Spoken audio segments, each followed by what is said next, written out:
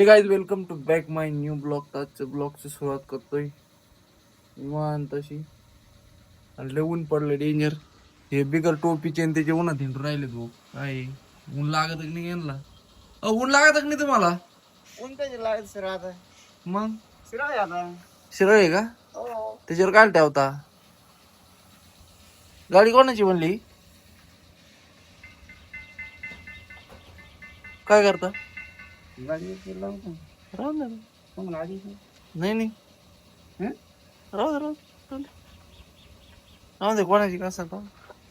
माणूस दोघे जण. संदीप माझ्या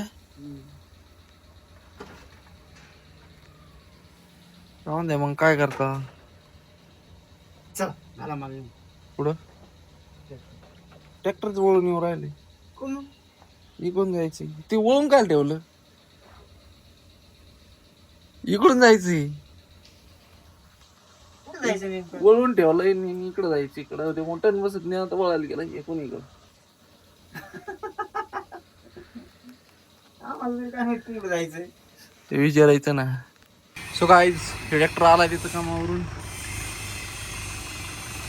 सकाळ सकाळ उन्हाच्या अगोदर काम आवरून बरोबर सोय लावून आले का मग टेन्शन नाही राहते.